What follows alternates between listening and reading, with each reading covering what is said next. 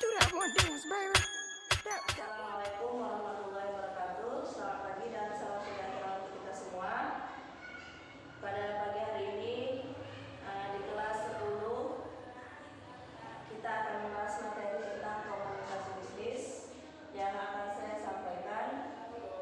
Ya, kamu sebelum kita masuk ke materi, ada baiknya saya akan memperkenalkan diri, yaitu nama saya Sri Udayani. Nomornya sudah tertera di table ini.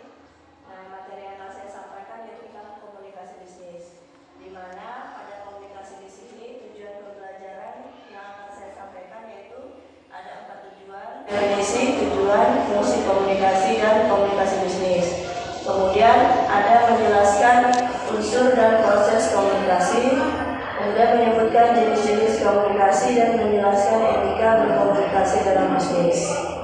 Selanjutnya, dalam komunikasi itu ada yang namanya komunikasi berasal dari bahasa Latin, yaitu communicare, di mana communicare ini yang berarti memberitahukan atau mengkomunikasikan secara umum dalam proses kegiatan pemindahan atau penyampaian berita informasi yang mengandung makna dari satu pihak ke pihak lain dalam usaha saling pengertian.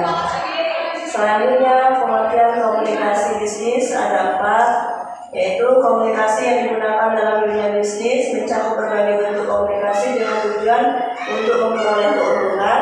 Selanjutnya, bentuk-bentuk komunikasi bisnis dilakukan secara verbal dan non-verbal. Kemudian, komunikasi verbal yaitu komunikasi kepada pihak lain melalui tulisan dan lisan. Kemudian komunikasi non-verbal, komunikasi kepada pihak lain dalam bentuk yang paling mendasar dalam komunikasi bisnis seperti penggunaan bahasa isyarat, ekspresi, dan lain-lain.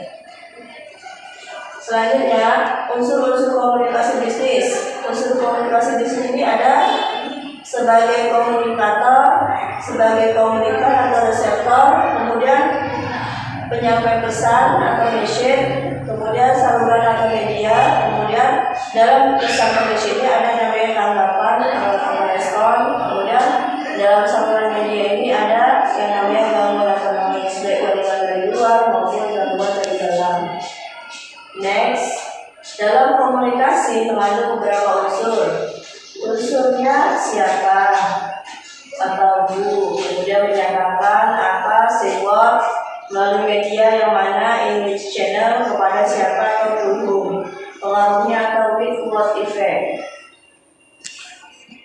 Selanjutnya, menurut jaringan kerjanya, komunikasi itu menurut lawan komunikasi, cara penyampaiannya, kelangsungan, jumlah yang berkomunikasi, maksudnya menurut jaringan kerjanya.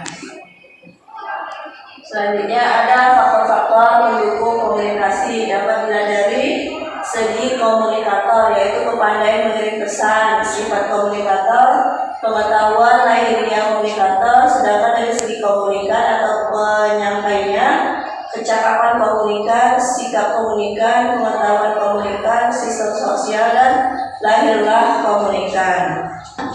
Nah, sebagai bahan pemantik dari saya, lihatlah tayangan video dan saya sampaikan berikut ini. Waalaikumsalam. Dengan Bu Regi ya? Halo. Bu Regi besok rapat ya jam 9.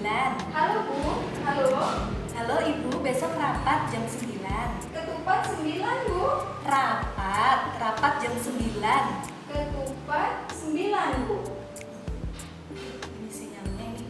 Bu, kalau kayak gitu saya WA aja ya nanti ya. Putus-putus ini. Iya. Ini tolong buat konsep surat undangan ya. Oh ya, baik Bu. Undangan rapat buat besok. Iya, baik. Tong dicokot dua-duanya. Tong dicokot dua-duanya. Tong digigit. Gimana Bu? Maksud saya jangan diambil dua-duanya. Oh gitu. Iya. Kok saya bilang dicokot kamu nggak digigit? Kalau di tempat saya dicopot itu digigit. Oh. Bos kita nyuruh kita untuk segera menyelesaikan laporan. Gimana? Kamu udah ngumpulin data-datanya belum?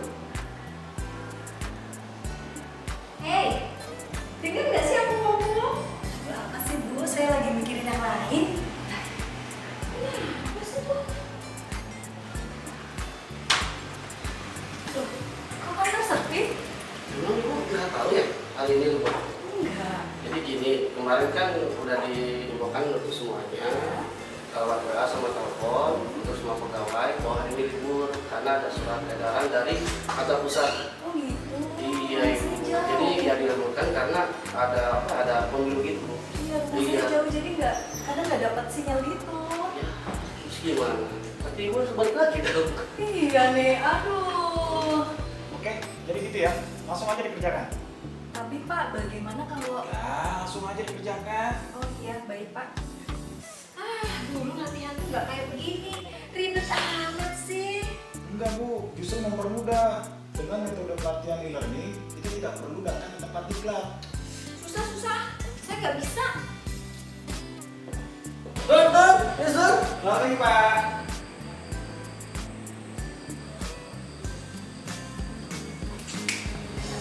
Pak, masuk Pak. Penyampaian materi tentang komunikasi bisnis dari saya. Semoga apa yang saya sampaikan bisa bermanfaat bagi anak-anak semuanya dan menambah ilmu pengetahuan serta wawasan dari saya. Wassalamualaikum warahmatullahi wabarakatuh. Setelah saya sampaikan materi, saya akan memberikan lembar kerja siswa, baik itu lembar kerja berbentuk studi kasus tentang kegiatan komunikasi bisnis, kemudian ada tugas penilaian tertulis dalam bentuk uraian dari saya. Terima kasih. Do that one dance, baby. That one dance.